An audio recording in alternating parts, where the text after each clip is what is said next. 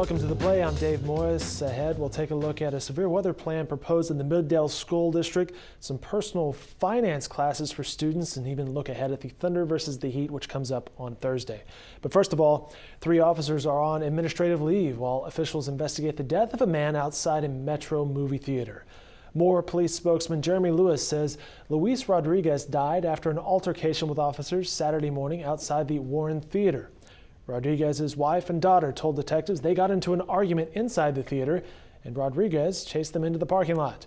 When officers attempted to question Rodriguez, he was uncooperative. He was handcuffed and placed on the ground. Relatives say police then beat Rodriguez and he died. Officials with the police department reviewed cell phone video of the incident. Our Jennifer Palmer and Tim Money will have more on this case in upcoming editions of the Oklahoman. We'll have footage from today's press conferences online at newsok.com later this evening. The Middle School District has a new severe weather plan heading into spring of 2014. The district started a 3-point tornado sheltering plan in which they plan to cancel school in the event of a predicted severe weather outbreak. Our Diana Baldwin is working on that story.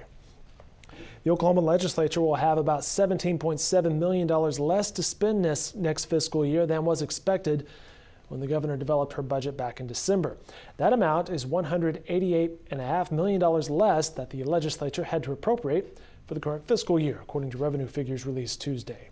Randy Ellis reports that poor corporate income tax collections are to blame for the latest decline.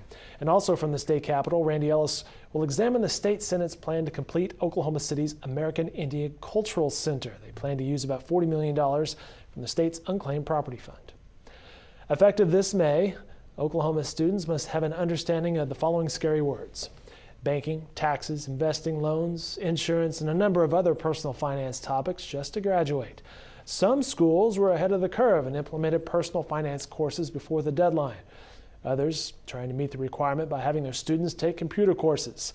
Our Paula Burks will have more on the topic in Wednesday's editions of the Oklahoman, and we also have a fun little video that you can find on newsok.com.